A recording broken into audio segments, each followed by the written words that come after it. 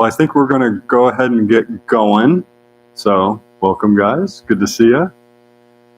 Before we get started, I just want to do a quick shout out of gratitude to Tony, for hosting this great event. And I know there's a lot of volunteers and a lot of effort that goes into it. But Tony and I were talking a little bit at the lunch, and if our athletics teams had the same growth rate that CougsFirst has had under his leadership, I think we'd all be really happy. So, Tony, thank you for all that you do. Round of applause to the whole CougsFirst team. You know, for us, this has kind of been a wrap up of a really exciting week. I think anyone that's associated with higher ed, we have kind of two dates that you circle on your calendar, and it's fall and spring commencement. And so last week was obviously graduation. Alex, I know, had a graduating daughter, so probably a little bit more of an emotional time, but we always kind of referred to it as both a wonderful and an awful experience. It's wonderful because they've achieved their goal. They're going off to their new world. To see them with their families is really exciting, but it's awful for us in administration and teachers and coaches and things of that nature, because you're not going to see them with the same frequency and the context really changes. So before we kind of get going with the bulk of my presentation, we showed a video at our senior luncheon that I want to show to you guys to kind of commemorate the week that was.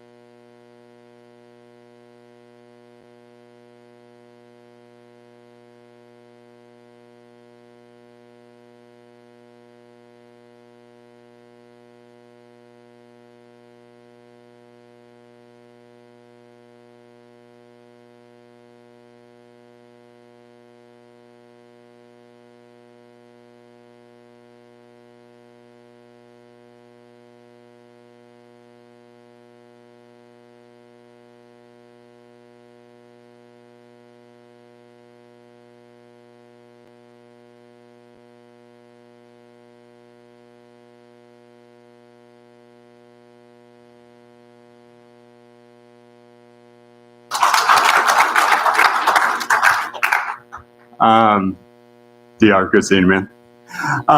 Real quick, those were images of the 96 graduating seniors that we've had over this past year, and we honored them at our senior luncheon last Friday. And I remember going up to Cammie after, and she had just taken a photo with the 6 graduating seniors that she had. And I remember, I just felt compelled, we had to thank her for bringing such great student athletes to our campus. And so she went up there, and one by one, she introduced them at the start. And the lowest GPA out of the 6 graduating kids that she had was a 3.8. A 3.8. And if you think about the leap of faith that class had to take, that first recruiting class that Kimmy brought in, she brings them down onto the Beasley floor, and they look up at the banners, and they look in the rafters, and they're trying to look at what is the history of Washington State women's basketball at that point. It was one banner, and it was 1 year, and the 1 year was 30 years ago. That class, when they left, has gone to 4 straight postseasons, 3 NCAA tournaments, then an NIT Final Four. So when you combine what they did academically with what they did on the court, in addition to seeing them socially and the community service and all the engagement they had, really makes you proud to be a Coug. So with that being said, I'm going to kind of divide my presentation in 2 folds. Where we're at today, obviously what the future looks like, but anytime we do one of these presentations, we always work our inside out. And so I want to start a little bit talking about the academic profile. So here we go. So again, we talked about the 96 student athletes that we've had graduate this last year, a 3.2 cumulative GPA among all of our student athletes, right? Really impressive. We have 16 programs that have a 3.0 or better. I think Jake could probably do some creative math in order to make it 17 out of 17, as they're very close to achieving that milestone. But we always talk about in college athletics, the secret to having a great team or a great athletic department is if you get great students, you're going to have a great student athlete, because they're going to compete in the classroom, they're going to compete in the practice field, and they're going to compete in all areas of life. And obviously, this is evidence that our student athletes are doing exactly that. Related to performance, here we go. What a year that was, right? In a lot of different respects. August 4th, there's no denying, really rocked our world. But how did we respond after that? Well, we had arguably one of the best competitive years that Pullman has seen. Men's basketball, the program that DR is going to take over moving forward, finished 23rd in the country, right? The highest finish since 2008. For some that maybe have went to Omaha, there was various moments during that NCAA tournament when we would come out of a timeout and you'd hear the Go Cougs chant start, and it felt like we were in Beasley. Cougs throughout the country really rallied behind this program, and obviously with DR, they're going to go to even greater heights. Women's basketball, we discussed. Volleyball. You encounter some interesting individuals in our position, right? You're dealing with coaches, you're dealing with celebrities, you're dealing with media executives. One that I did not anticipate dealing with as much as I did this last year is the fire marshal, because we had so many dang people in Bullard Gym that the fire marshal seemed to be on my doorstep every single day going, how are you going to let another person in here when you're 10 deep up top? Well, that's the year that volleyball had, and we really look forward to seeing how they continue to elevate, as they had 10 straight weeks in the top 10, finished the year number 11, the highest ranking since 2002. Related to football, if I can get to it.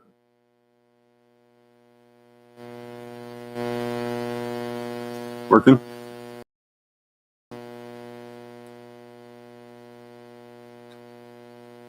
Oh, going backwards. Related to football. Again, I know a 5-7 record is not necessarily what we expect in Pullman, but a lot of milestones there. Again, when you think about what happened on August 4th compared to where we ended the end of the year, 3 sellouts. Most sellouts we've had since the Mississippi Mustache was on our campus, right? And we've had some real high marks cracked out by being top 14 at one point during the season. If you look at our postseason success, 7 bowl games in the last 8 years among the existing Pac-12 schools, that would be the second best streak over that length of time. And I think one of the things that's going to be a recurring theme, and we never thought we were going to follow TV rankings and media and eyeballs, and I'll get into that in a little bit greater length.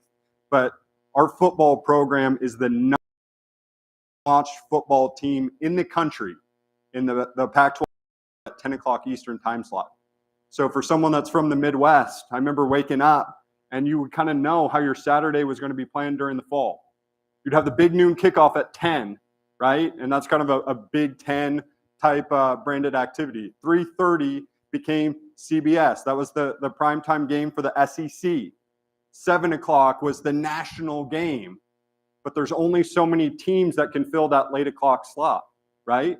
So as conferences try to have bandwidth, as they try to go coast to coast, as they try to fill up all 4 of those time slots, there is one program that should be on the top of their wish list, and it's Washington State, because we turn on the most TV sets. We turn on late after dark.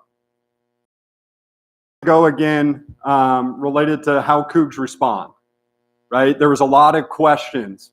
Cougs could have sat there and sulked after August 4th, but Cougs responded.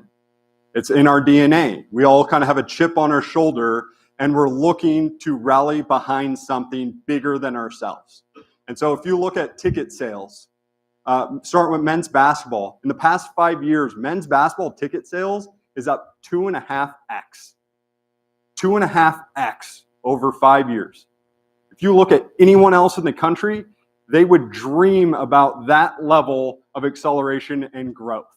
So again, with DR and the momentum that he's got, men's basketball will continue to go in the right direction on that front. Volleyball.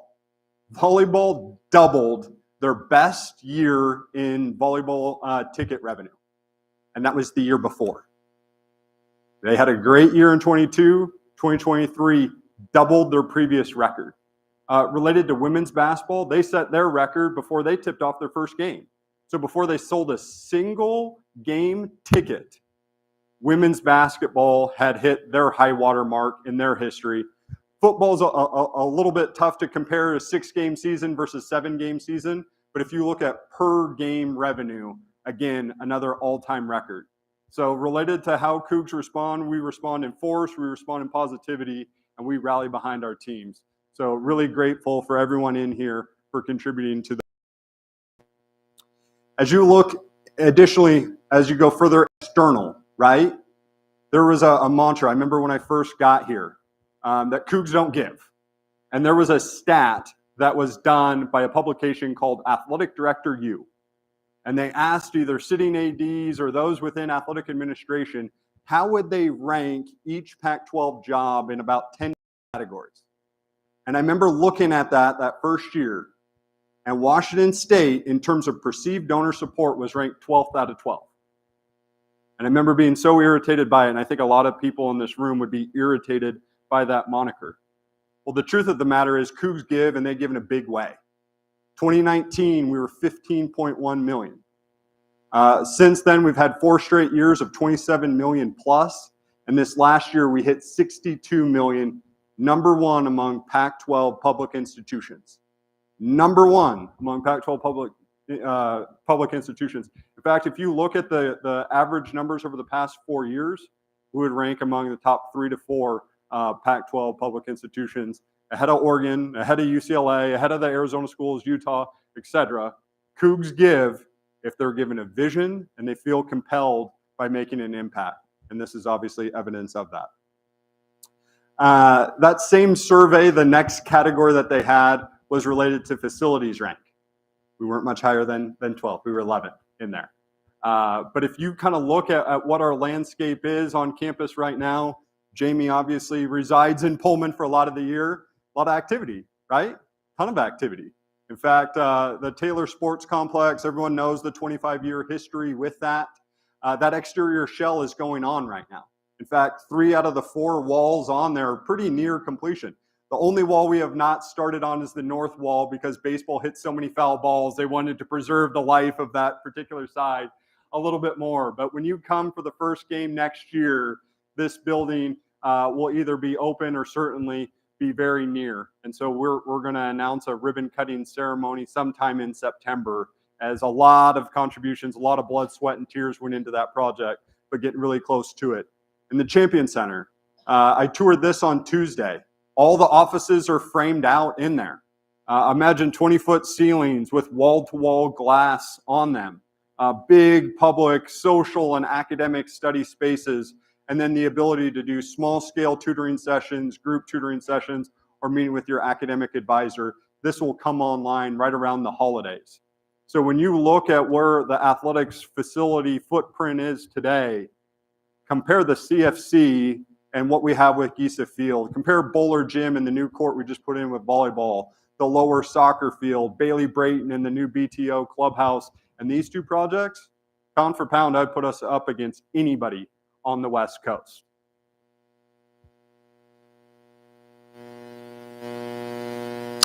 May need some help on this next one. There we go. So the future, what does the future look like? This is the big question, the uncertainty that kind of comes from what is around the corner. And the good news is we have some short-term stability. There are some challenges. As college athletics has probably changed more in the past 9 months than it has in the past 9 years, right? And more change is coming around the corner. We all get that. So what are things that we're monitoring right now? Well, the NCAA is in the process right now in negotiation with settling several different lawsuits. And that will have a seismic impact on college athletics as a whole. Some of the things could be good, could be really good. I think Luke and Jack know this. NIL, we could, based on how the settlement gets decided, as an institution, be a lot more involved than we've been historically. That's really good news in able to do that, right? So much so that we may be able to provide gift agreements and do things of that nature. Whereas when we first started this process, we had to keep a distance because of some state ethics laws. I think this will be a little bit more of an even playing field. But the settlement also comes with a huge financial price tag. There's back-owed wages that are due, or NIL incentives payments that would be due, and there could be up to a $30 million a year obstacle that's coming around to each specific school. So we're going to be monitoring the NCAA and what changes on a national landscape really closely. The second thing is related to TV, right? And I think you guys saw as conference realignment happened this last summer, it was really based on your market size, right? Because that's the only world that you can justify the College of Arizona and Tucson being a better property than Washington State and frankly, the whole state of Washington in terms of viewership. But what you're seeing is you are seeing a seismic shift towards more streaming platforms. And I think our counterparts in Malt Lake, part of the reason that they maybe the Apple deal is they didn't want to be on a streamer. Well, the truth is they're going to be on the Peacock a lot. And the ESPN deal is going to send a lot to ESPN Plus. And now there's negotiations between Time Warner and Discovery and ABC in order to bundle one streaming package for all sports content viewers. And so because of that, viewership and who actually turns on TV sets as opposed to the market that you're surrounded in are going to become more and more valuable. So we're closely monitoring that. The final one is related to the college football playoff. I think everyone understands going from 4 to 12 is good for us. It's more access. It's a greater line element. It's going to be better for the consumer, right? You're going to see more high-level football later on in the year. But there's revenue questions that kind of come from that. And so if anyone is able to see Kirk Schultz in the next handful of weeks, give him a big hug. Because Kirk was instrumental, in getting this expanded to 12 teams, but then Kirk was instrumental in making sure that Washington State and Oregon State got its fair share of the pie, and also gave us a lot of flexibility related to future revenue, depending on how the conference circle continues to spin. So those are some big picture things that we see related to college athletics that we're going to be monitoring. I want to make one thing really clear related to its affiliations. We are a Pac-12 institution that has affiliate memberships in the Mountain West and WCC. So we are a Pac-12 institution that has affiliate partnerships in the Mountain West and WCC. So what does that mean? So again, related to football, we have one conference game. It's when we go to Corvallis to play Oregon State. We have 11 non-conference games, right? So everyone, I think, obviously understands that. Baseball and swimming are going to be affiliate members in Mountain West moving forward. One of the great things related to that potential deal with the Mountain West is great destinations. They can all fly direct from Spokane to wherever we're playing in. And 2, that conference is now going to host a championship potentially on a campus site. So if you look at the infrastructure we have behind Bailey Brayton and BTO and now the Taylor Sports Complex, you may be seeing conference championship baseball in Pullman in mid-May, right? Really good for the 13th most successful baseball program in conference history, in college. The WCC allows for some really natural partnerships with us. Again, it's a West Coast league, really competitive. I think everyone's familiar with Gonzaga's success, St. Mary's success. You and Grand Canyon are going to be a part of that. And CC, from a competitive standpoint and a logistics standpoint, are going to be a great home for us, or a great base for us for the next 2 years. So we'll go into a little bit more later. Related to the media deal, right? So most of our related to our media deal is tied to football. And I think most people understand that football media inventory is controlled by your home games. So when we go play Lumen for that neutral site game in Seattle, the Big Ten has a deal that essentially any game that's played within 60 belongs to Big Ten inventory. So, but any games that are played in Pullman belong to our inventory. So I wish I could share specifics of this deal, as John Canzano and John Wilner have done a really nice job teasing that, but there are some I's that are yet to be dotted, some T's that are set to be crossed. But when this deal gets announced, what are some potential high points of that? Well, one, essentially every single TV set in the country will have access to Washington State football, right? So how many of us have all struggled with the Pac-12 network at some point, right? It wasn't on DirecTV, it wasn't on Spectrum. Hey, you went travel, the hotel didn't carry it, whatever the heck it is. That will be an issue of the past, because every single TV set in the country will have access to Coug games moving forward. The second thing that we're really excited about is we will know pretty much all of our home game kick times by the end of this month. So for all those in Seattle that struggle finding hotels, spots, or make plans last minute notice, you're going to have 4 to 6 months in order to plan that out. And the other good thing, the majority of the games are going to be in the afternoon. So big wins, I think, frankly, on both fronts. So as the details of this deal become announced, we can go into additional details with those partners. But again, I think that this is going to be a really big win for us. The second thing that's interesting about our media deal, traditionally you get one source of income with these, right? It would be selling your rights to the game. Well, the Pac-12 has taken on an entrepreneurial mindset. So now we have the ability to have 2 revenue streams related to our media deal. We have the media rights end of it, and then we have the production rights capabilities of it. So those that are familiar with the Pac-12 production studio in San Ramon are familiar that this is a $55 million plus state-of-the-art production studio. And it can generate positive cash flow for the conference in the foreseeable future. And just to tell you how great the capabilities of the Pac-12 production studio are, we've legitimately had conversations and turned down support from the MLS and NBA. I think that deal is done. And so we're going to announce several partners over the coming months related to the Pac-12 production studio. Because if you're a departing school and you have gone afar, when you sign your deal with ABC, when you sign your deal with ESPN, there is a lot of inventory that you have to produce yourself. So much so that some of those schools are looking at building their own production studio on campus. Those are 8-figure costs in order to build a production studio. The Pac-12 in Bishop Ramon or San Ramon, Bishop Ranch are turnkey. It turns on for us day one. We will actually produce our own games related to football and these new outlets. And so it's going to be really exciting from that front. Here we go. Leadership.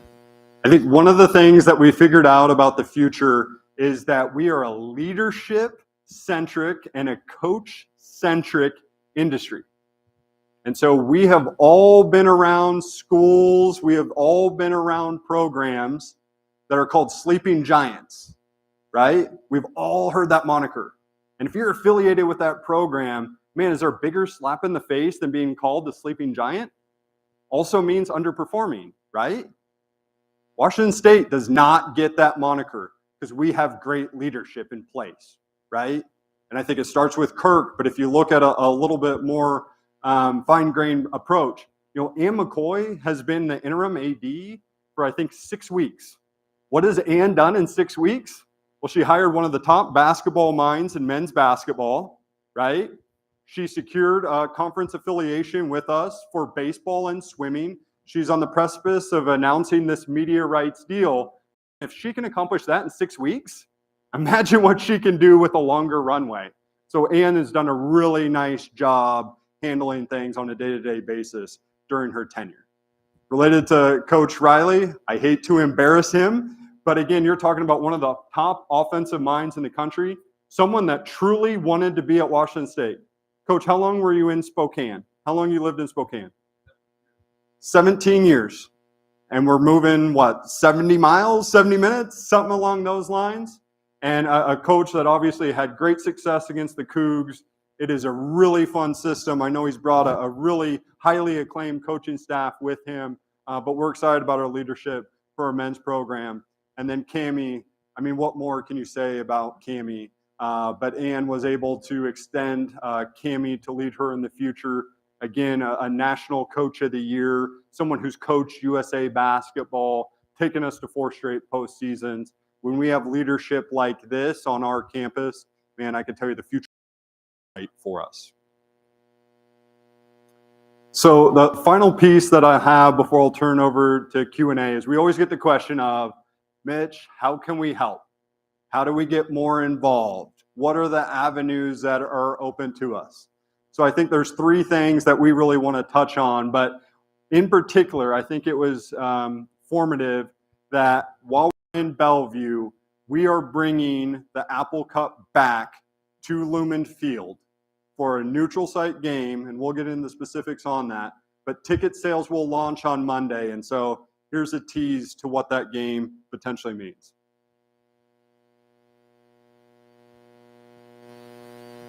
One more.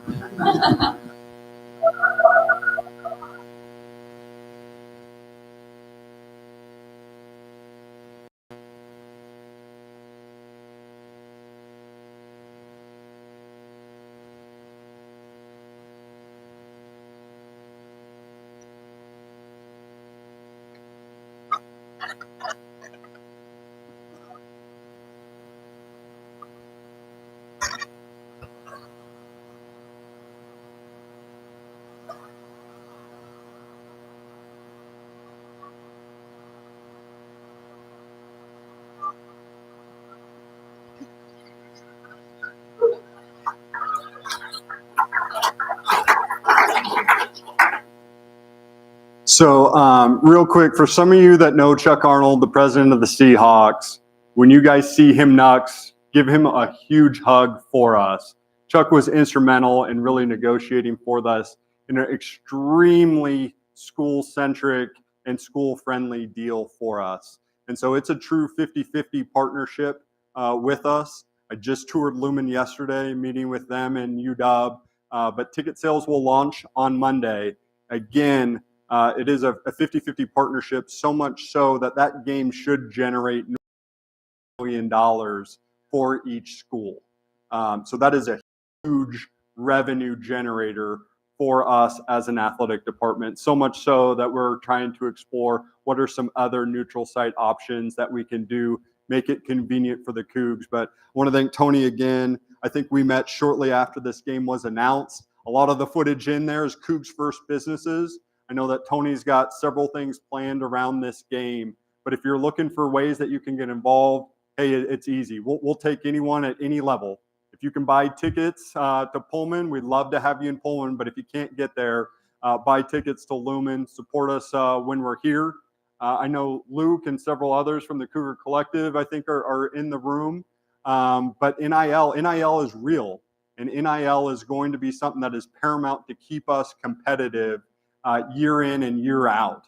And so if you are interested in supporting our student athletes at the ground level, talk to someone with Cougar Collective, support NIL. This is one of our biggest pressing items that we have is NIL. And then related to the CAF, like we have always had an institutional need for operational dollars and scholarship dollars. We have done a lot of great things, obviously, front. But with where we are headed, the support that we can get to our annual fund is just going to be paramount to keep us competitive. So those are the three biggest priorities that we have for you.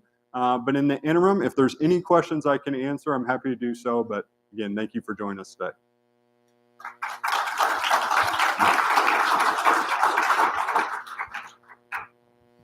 So what's it going to take to remove the interim from Ms. McCoy's name or title?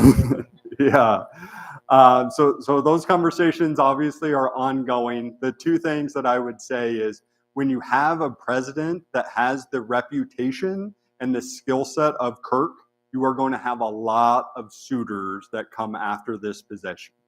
There was a lot of demand and a lot of interest from sitting ADs, I know, that are interested with that. With that being said, sometimes the best person for the job is already in that position. And Ann, with 22 years of history, she gets our place. She understands our coaches. I think she knows many of you would also be a great candidate. So those conversations are ongoing, but I think the goal is sooner rather than later. Other questions?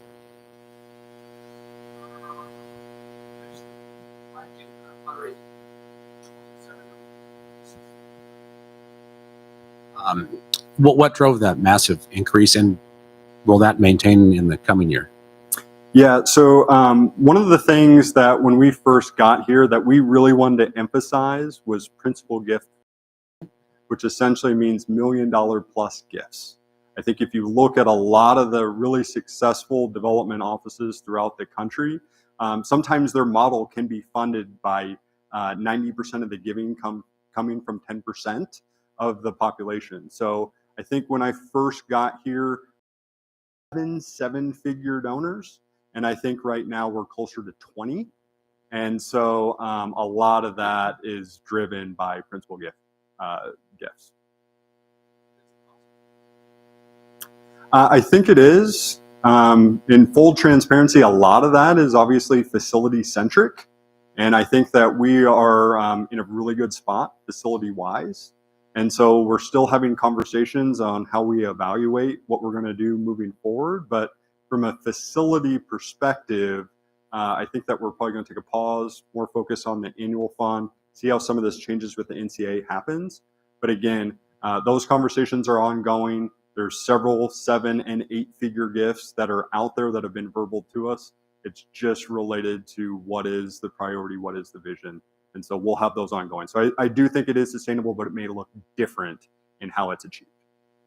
Yep.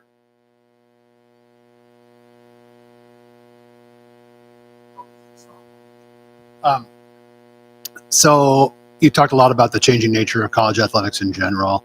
The transfer portal, NIL have created a real transient situation among our college athletes. And particularly we saw that this year in men's basketball, where I know a lot of fundraising was done around, as excited as we are about Coach Riley, there was a lot of fundraising around trying to retain Coach Smith. Yep. There was a lot of work by the collective to try to raised money apparently for to retain athletes, and yet we still saw a lot of departures. And so how are you talking to fans about what is college athletics now, I guess, in a broad sense, and how do we develop relationships with these players and these teams so that the average fan can be excited year after year? Yep, makes sense. And that was your softball, right? Yeah, right. Okay. All right, sounds good. So I guess I want to take that in two different pieces. One related to the transfer, the transfer migration or the transfer trends that we're seeing.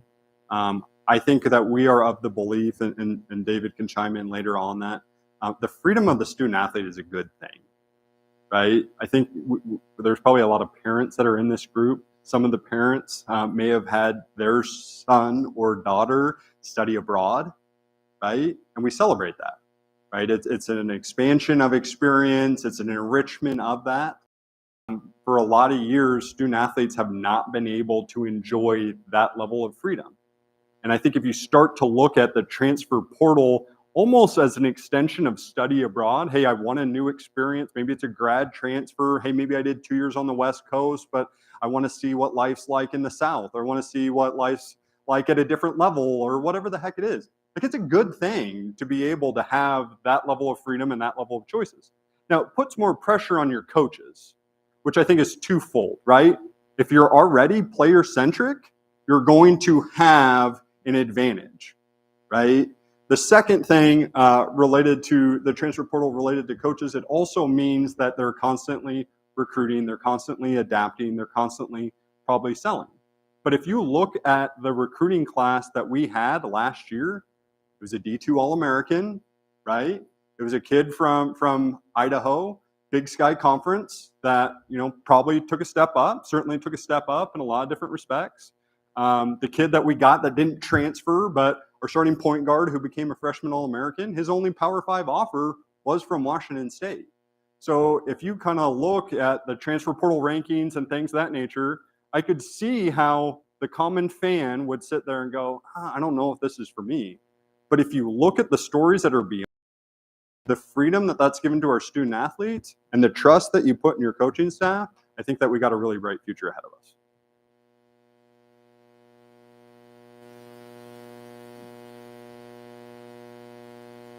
I don't know if I quite have it right up on you.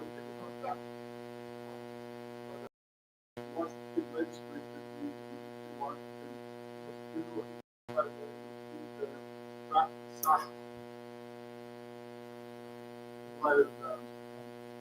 anyway, we make things similar. Yeah, I think that would probably be a better question for relations than myself.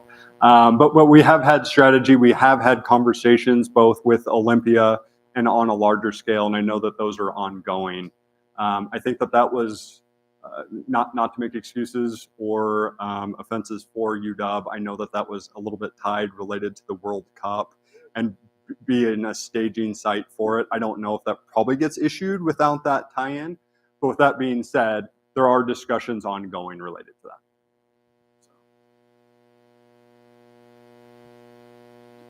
As you said, for the next 2 years.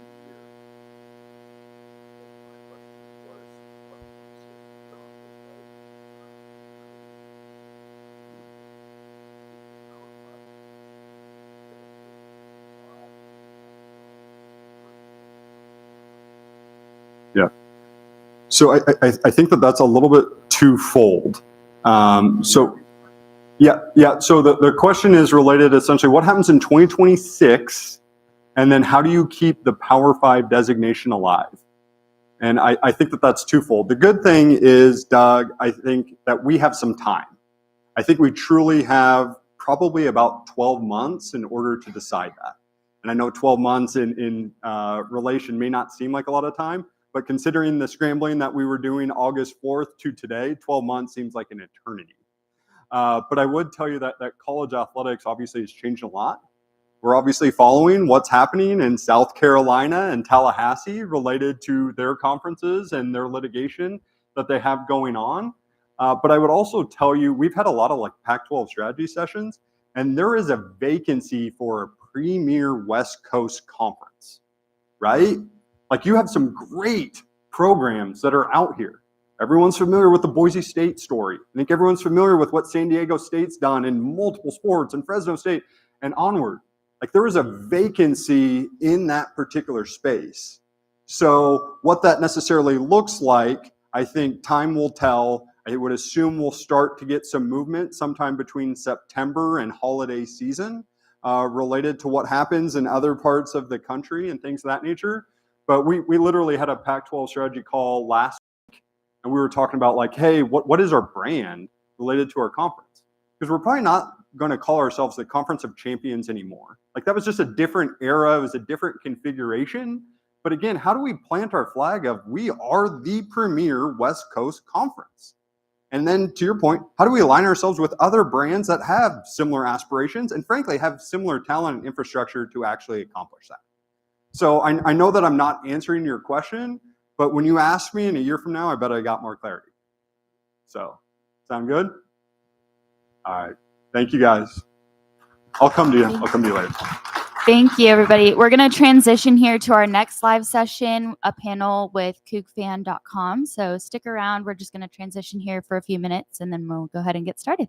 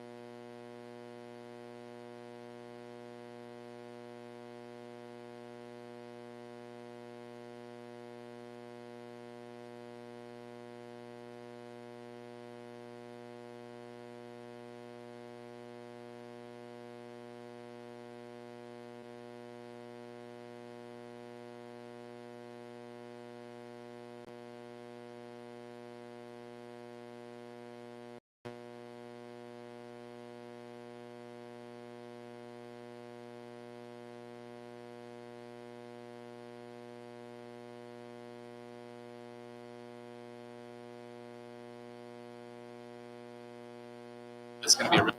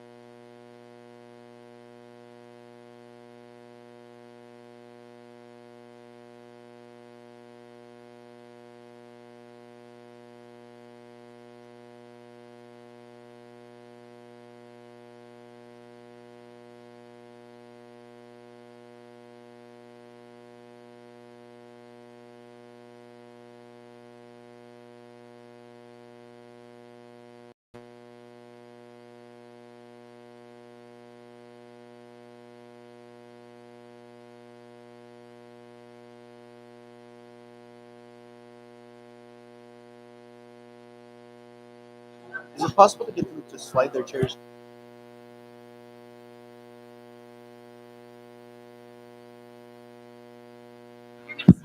Yeah. Okay, everybody ready to hear from our basketball panelists? We're going to go ahead and get started, everybody. If you could please take a seat. Thank you so much. Okay, thank you. I'm Steve Witter from CougsFirst. And if you're saying, we always thought your name was Greg. Well, Greg is actually the founder, and Greg is my brother, and he is here somewhere. But he was feeling shy, so he asked me to do this. So for our first panel, this is going to be our basketball panel, and then we'll follow up with football in just a few minutes. So our panelists are Isaiah Watts from men's basketball, our brand new coach, David Riley, and from women's basketball, Jenna Villa. Okay, Coach, you are the new guy in town, so I'm going to start with you. And first, congratulations on your appointment. We are absolutely thrilled to have you as our coach.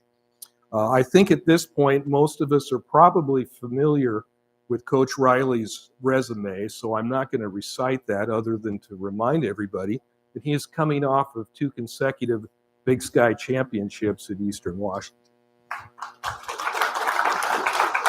Okay, so since we don't have to cover your resume, I want to start with a little bit deeper question.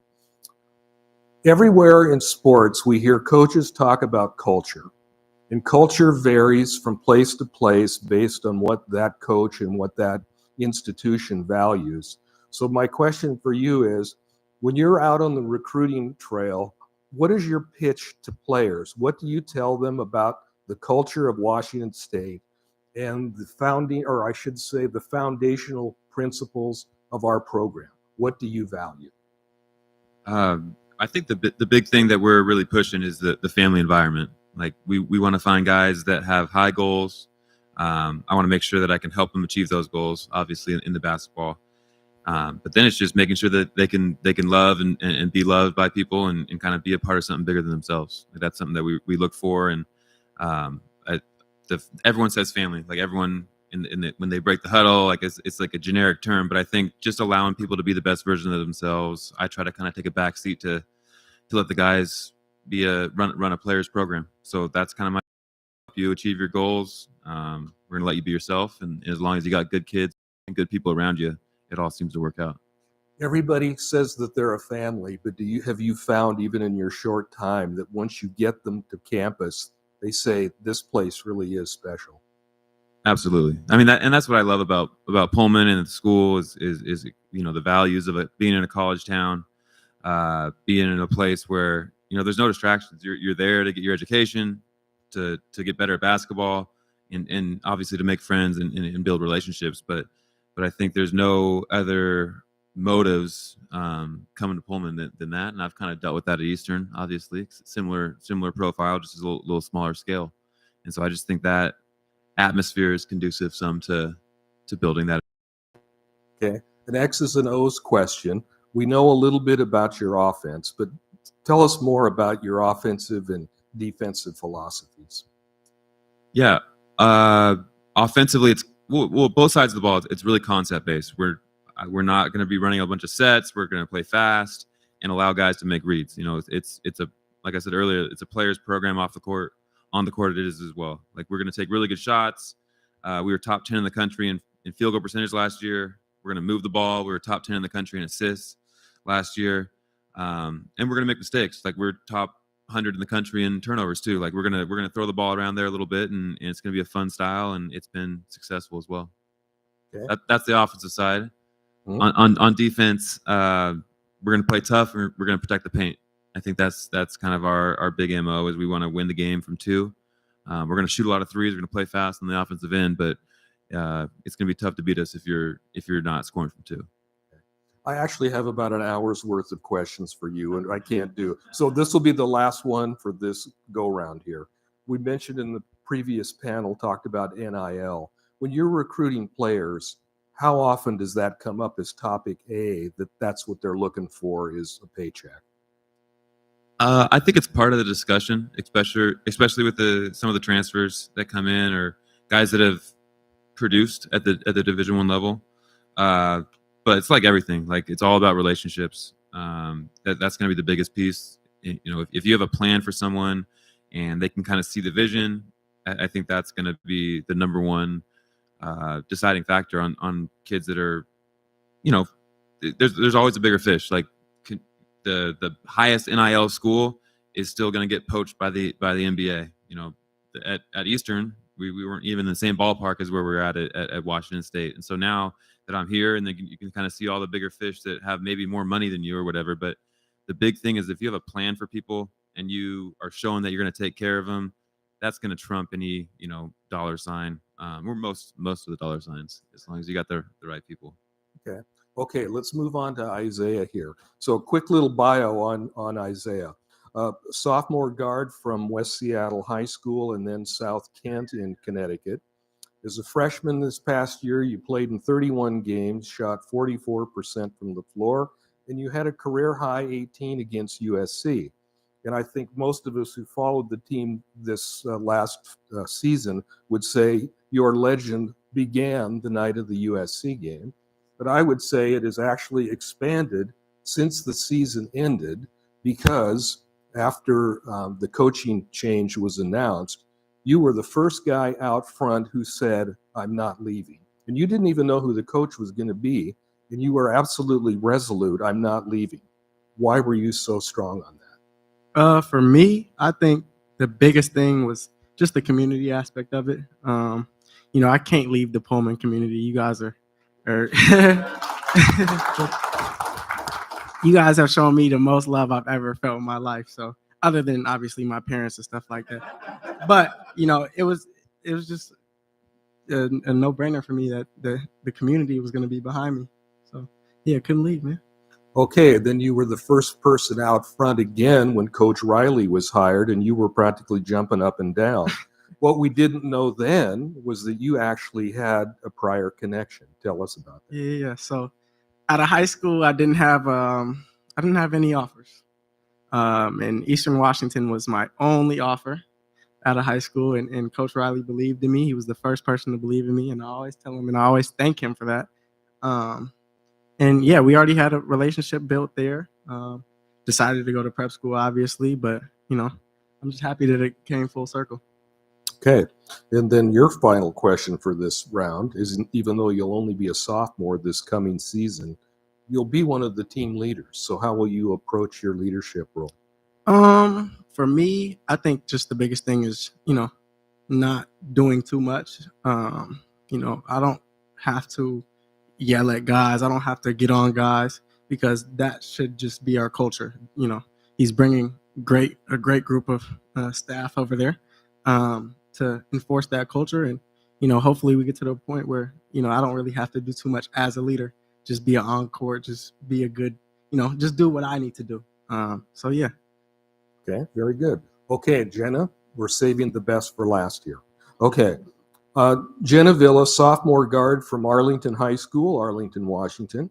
As a freshman this last year, you played in all 36 games, averaged more than 20 minutes per game, shot 42% from the floor, and you equaled Isaiah in having a career-high 18. Yours was against Baylor. All in all, I would say that was a pretty impressive freshman debut. Now, next year will be very different, because all of those seniors who had been big contributors for a long time are now gone. But their departure creates opportunity for the young people coming up to be leaders. And like Isaiah, as a sophomore, you're going to be one of the leaders. So same question, how will you approach your leadership role? Well, I kind of had to prepare myself that during this last season, just because when Charlize got hurt, I kind of had to step into that role a little bit more, just like as a guard perspective. And I just think, getting together as a team and keep using my voice in the best way that I can is really important. Okay. I think this is kind of a fun question. Coach Etheridge has done a really masterful job in blending homegrown talent with international players. So talk about, two-part question. From an educational point of view, how much have you learned by having international teammates? I would assume it's kind of like having an international travel experience without leaving home. Oh, yeah, you could say that. My roommate this past year is from Benin, Africa, so I learned a lot from her. I'd say like a lot of the differences is just like how we act, the food that we eat, phrases we use. Also, another one of my roommates was LA from Italy. A lot of our year was teaching her American words and just American phrases, not just English, but how we talk. And We'll talk about the humor of that. I assume certain words get lost in translation, or somebody says something and no one has a clue what they're talking about. Yeah, Coachy, she really loves using phrases that no one, even Americans, really don't understand. One of her favorites is, "That's just a bunch of baloney." And we're just like, all right. So that was one we had to teach LA. She didn't know what baloney was. So, yeah. You say it's a good good lunch meat? Or what'd you say? Yeah.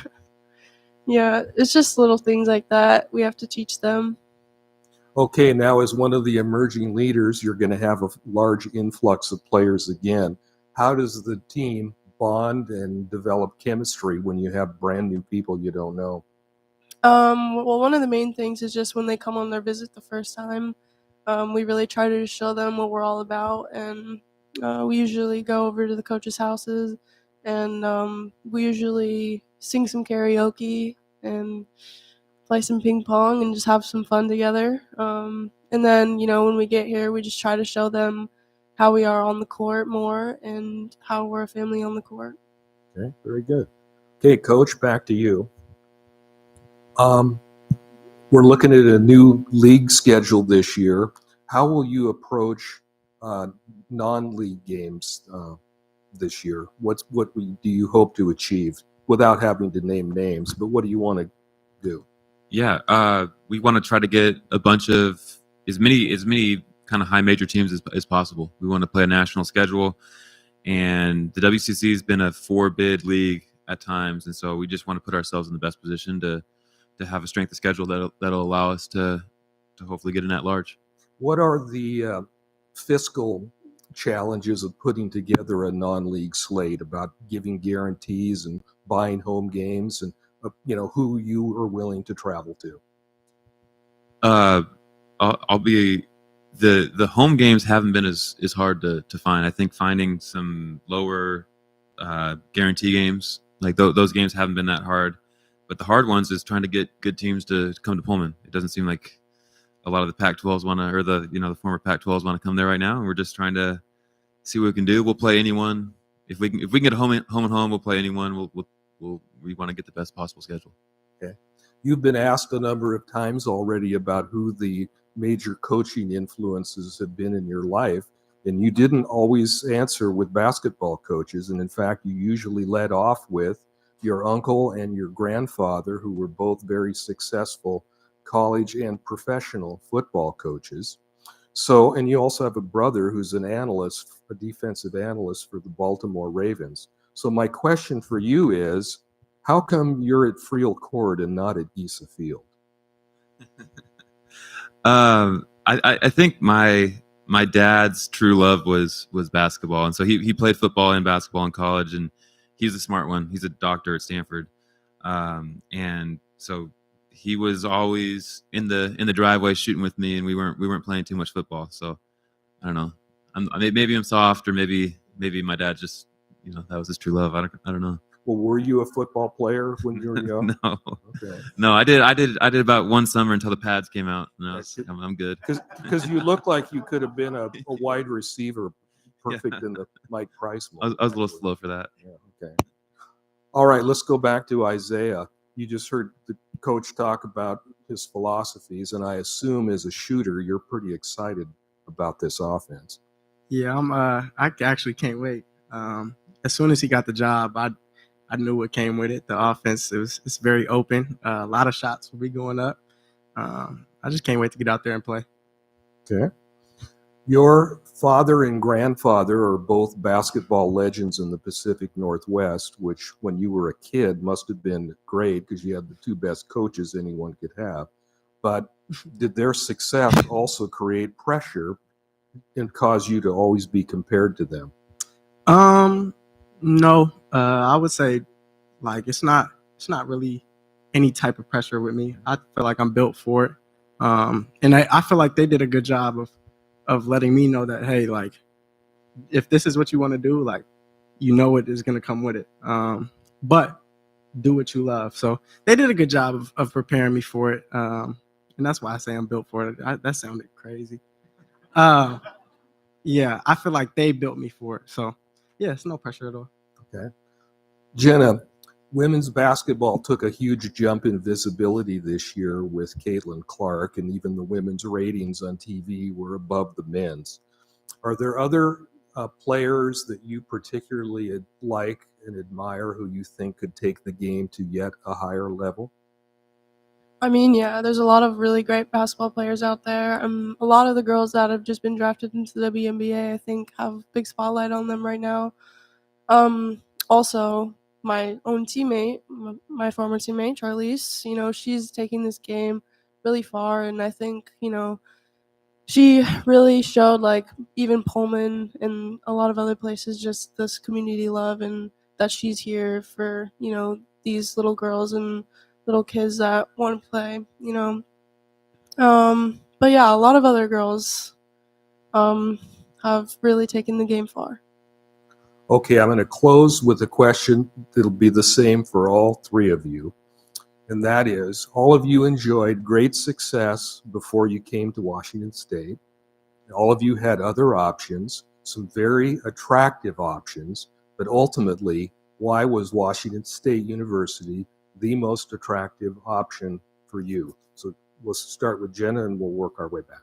Kind of like what Isaiah was saying earlier, Coach E and Lori were just really, they were there for me from the beginning. They were my first offer.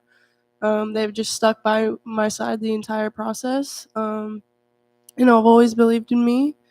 I think the whole community feel of Pullman really drew me to it, being from a small town, and this just really, it made me want to be a Coug. Coach? Well, the big thing for me was I wanted to find a place that eventually I could win a national championship at and not have to take. There we go.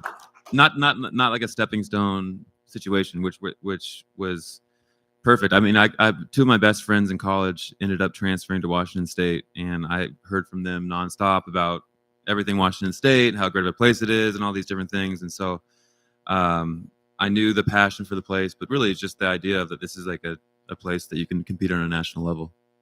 Now, I hadn't planned to ask this, but since you grew up in Palo Alto, were you a Stanford fan, and is that kind of where you wanted to be eventually? I grew up a Stanford fan until about it must have been like my freshman year of high school, and then I started kind of bouncing around a little bit. I'm not going to say the other team that I was a fan of. That was in the Northwest, so it was Eastern Washington. Right? Yeah, there you go. No, I think I grew up watching those amazing Stanford teams that Mark Montgomery coached, and they were number one in the country at times, and kind of got a love for college basketball out of that. Okay, Isaiah, you get the last word. For me, like I said, it was the community. I think my dad had a really big part in, me choosing WSU. He always told me, like, he's obviously a Husky. Hey, listen, it's him, so don't relax. All right. But when I was coming close to making my decision, he was like, hey, you're 5 hours away. You're far enough to where, I don't have to see you all the time, which is bizarre now because he's there all the time. And you get to put your head down and work. And I feel like the community plus all that is just perfect. Okay, very good. Let's give it up for our basketball panel. Thank you. We're going to go ahead and transition to football. Thank you so much.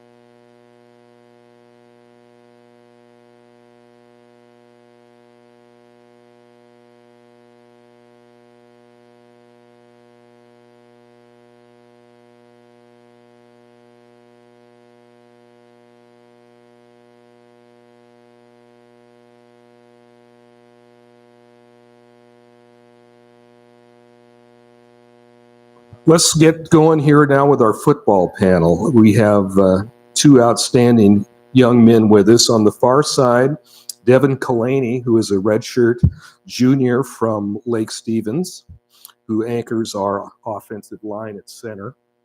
And next to him is Dylan Payne, a redshirt junior, also a running back from Tumwater. So I'll start with you, Dylan. So you came to Washington State as a walk-on, and your role has increased every year. Last year, you rushed 150 yards and 25 carries, a 6 yards per carry average. Look on you so far is that you're versatile and tough, you're strong in pass blocking, and you also have a burst, as we saw in the Northern Colorado game with that 52-yard touchdown. So the good news for the Cougars is that we appear very deep at running back. You are one of 4 who are in the mix. Everybody is looking very strong, and it's kind of hard to pick who's going to ultimately emerge. So depending what happens in fall camp, we've heard speculation that there could be like a 4-person rotation possibly. So put on your coach hat now and tell us what you think are the strengths of your entire group of running backs. Yeah, for sure. I think we all complement each other in different ways. So I believe I'm, like you said, I have a little bit of burst, kind of just a tough back. I can catch, I can run, do a little pass pro. And then you have Javinsky, who's a very hard downhill runner, who also can pass block very well. And then Leo, I would say the same thing. He's got a little bit of shake to him, downhill runner as well. And then Wayshawn, if you guys watch the spring game, has a lot of burst and quickness, and he can get outside and do some special things.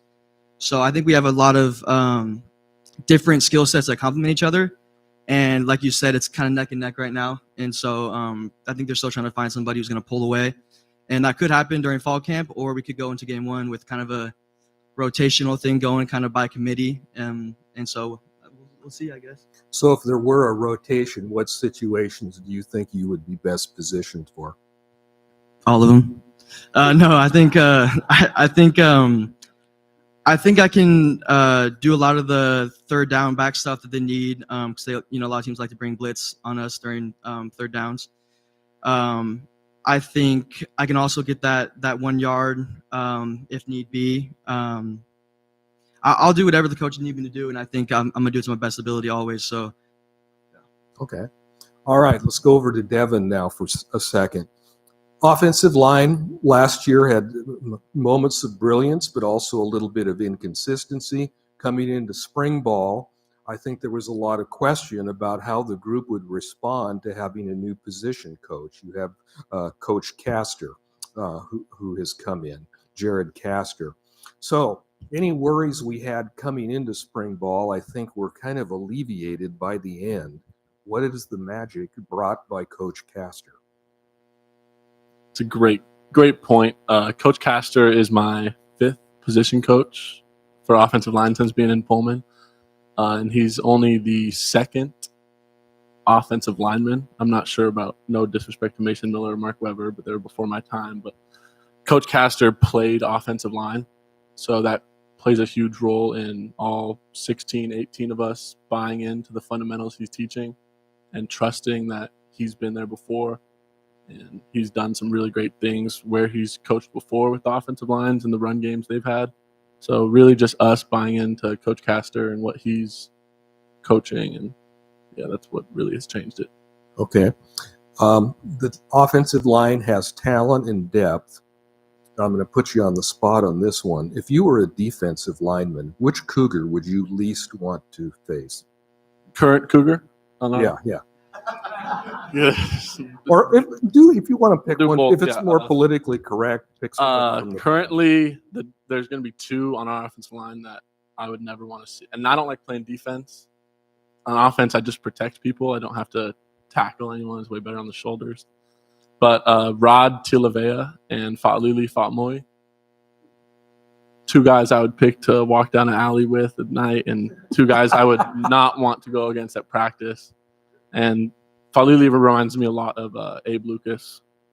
Just so large that sometimes even when he doesn't have the right fundamentals, he's going to be in the right spot. So those are some people I would not want to go against. Oh, great answer. Okay, back to Dylan. You kind of, I think, alluded to what you're going to say here. So the air raid puts a premium on a running back who can catch and run. Do you have a preference, or do you just want to be in the game? Yeah, there's no preference for me. I love to catch the ball. I actually played receiver my freshman year. So I love to catch the ball. I love to run the ball. Whatever puts the team in the best position to get first downs and move the ball is what I want to do. You made your college debut in a fairly big game. It wasn't one of those early season games at home where we beat up on somebody we expected to beat up on. And you actually made your debut at Wisconsin in the big upset win we had in 2022. How big was it in your first game? Your last game was in high school, and now you're playing at Wisconsin. What was that like as a freshman? My role at the time was pretty small on the team, so it wasn't a lot of pressure on me. I think all the guys kind of expected the environment to be more daunting than it was. I think Martin Stadium or Giesa Field gets louder than their stadium did. I think everyone can agree with that. And so it wasn't as much pressure as I thought there would be, but it was definitely a big stage, and it was a lot of fun. Okay, Devin, I want to do a position-specific question for you. You play center in a shotgun formation, and the average fan in the stands doesn't know who the center is unless he makes a bad snap. So, assuming you have to snap the ball 75 times a game, you have to be perfect 75 times, roughly. So how do you stay cool and consistent when you're under that kind of pressure? It's a great point. Coach Castor likes to say that humans were not created to pass block. You know, we weren't supposed to go backwards and stop a 300-pound man from going to go hit my quarterback. So not only do I got to be perfect in snapping the ball so we can start the play, because it starts with the snap, every play does. And it's extremely difficult to play center, but that's why I appreciate the position, because I know that for the rest of the team and the rest of the Cougs, I just got to do my job. And sometimes it'll get stressful, but go out there and just trust that at practice I went as hard as I could. So I know the game is going to be just a little bit easier, honestly. Now, is Coach Castor stressing the cross-training amongst positions the way you did in the past? Yes, Coach Castor does believe that offensive linemen should be able to play all 5 positions. You know, it's one job normally, but he does have a certain love for the center position, so that's what he played. And I've taken a little reps at guard because it's interior O-line, but most of my time has been spent playing center just so I can be confident taking those reps at practice and with the quarterbacks. Okay, so added to the pressure of being a center to begin with, you also have the additional good fortune or misfortune of having to replace Connor Gomnes, who held the starting spot for 3 years. What lessons did you learn from him? Yes. So besides a COVID year and half of 2021, I was behind Brian Green, and then the rest of my time in Pullman, I was behind Connor. And Connor was extremely consistent in the way he played. And my coaches like to say this all the time: the best ability is availability. So no matter how good you are, if you can't get out there on the field, you're not going to help the team out. And sometimes when you're playing football and you're playing it as hard as you can, your body's going to give out. You know, and I'm trying to stop and play every play to the best of my ability. Sometimes I'm not going to be able to go, but Connor always found a way to play. So just his endurance and his willingness to keep going. Okay. All right. We just have a minute or two left, so I want to end with you two with the same question we asked the basketball people. You were successful in your prior careers. You had options, attractive options. Why was Washington State your attractive option? For me, similar to Isaiah, I didn't have a lot of opportunities out of high school. And so this was my best opportunity to play at the highest level. And I always want to play at the highest level and prove that I could play with the best of the best. And so for me, it was a lot of that. And then obviously coming to Pullman and getting to meet the community and just driving into Pullman and seeing the Coug logos on the street and all the flags and like the welcome to Pullman. It was like I knew that this place was special, just true college town. And that's what's kept me here for as long as it has. Different story for me. My aunt and uncle they graduated from Pullman 91, 92. I think my uncle carried, can't get this wrong, in the Snow Bowl, carried, I want to say, don't want to name the wrong quarterback here, but so I was raised a Coug. Bledsoe was the 90. Yeah, it was Bledsoe. Okay. Bledsoe carried. My uncle's got a picture carrying Bledsoe off the field in the Snow Bowl, and I came to Pullman growing up, and there was luckily watching Mike Leach. I knew that where the NFL is going, if I can be an offensive lineman and block, protect the quarterback 96 plays in a row, then I can play in the NFL. So growing up a Coug, seeing what this team, what this town can do, there wasn't any other place I wanted to go. So this was my first offer, followed up by Arizona State and Air Force, and I took my first visit to Pullman, and I hugged my mom, and I was like, Mom, we're not going to Arizona State. I'm committing. I'm going to be a Coug. Yeah, I love the Cougars. I love the energy, and I want to win at least 10 games in Pullman. So, yeah, very good. Aren't we proud to have this group of student athletes at Washington State? Okay, now just a big hand for the football guys.